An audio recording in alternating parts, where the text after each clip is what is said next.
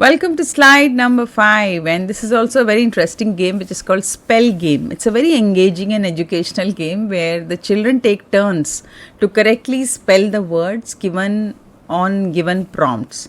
So how do you play this game? So step 1 is prepare a word list. Create or gather a list of words suitable for the child's age, whatever class you are dealing with, grade 1, grade 2, grade 5, grade 10, you can play with any age. And then focus on the specific themes. Like suppose you're in middle school, you can pick up themes like history, the words which are used in history, the words which are used in mathematics, the words which are used for geography, or the words which are used like fruits. If you're lower classes, then you can categorize as animals or fruits or verbs or adjectives or conjunctions. I mean, there's so many families you can create. Words which are used in the home environment, words which are used in the villages, words which are used for city or mall. There's no end to this. So you can categorize this. Then second is you have to determine a game format. That is, decide whether the game will be played individually or in teams. Both are great. You can have your classroom divided into 3 or 4. Give each team a name, and if the game is played in a team, then the rules will be slightly different compared to a game played individually, because in a team only one child will be allowed to say the word, and if others prompt, then they get negative scores. So establishing these kinds of rules and getting discipline parallelly while playing these games is the core strength of a teacher, not of the child. So when you set rules and you ensure the rules are followed and the rules are broken, immediately there's a negative point given. The class is very conscious of not under or over participation.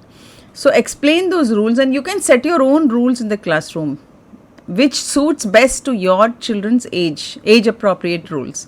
Number 4 is prompt the word. So as the game leader, give a prompt of the word from the prepared list.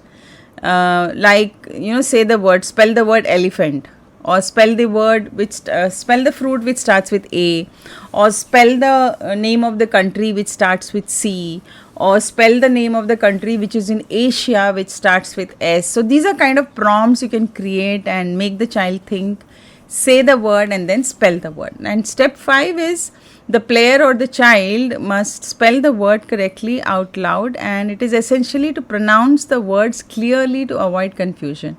So you have to ask the child to say the word and then spell the word.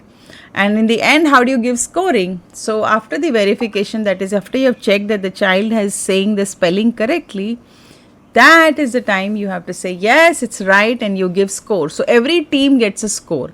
Now before that, you have to announce that how much is the winner? What's the winner? Like if somebody gets 10 words correct first, then that team is the winner. Or you can have, depending on how much time you have, is it a 30-minute game, a 10-minute game, a 5-minute game, whatever, you can give that limit number of words to be pronounced correctly. And this is a very, very enthusiastic game. It's not about that one child saying the word. Remember, when you're said, tell the spelling of aeroplane, all the 40 children sitting in the classroom are telling the spelling of aeroplane in their mind. So you're not actually testing one child, you are helping every brain to revise that word again. And that's what makes their vocabulary and spellings more accurate. So now you can take turns, you can continue playing the games by different teams asking for prompts. Each time a different team can come forward and give the prompt. So this is how you give rules, set rules, have an upper limit, and help the child to enjoy playing, and at the end congratulate. Maybe you can give a certificate or some not chocolate, I generally don't encourage chocolate, maybe some badge that the best team badge, or the team which pronounced the maximum spelling or something. You can have some enthusiastic stuff done and keep this game playing on different days for different things. Take care. Bye bye.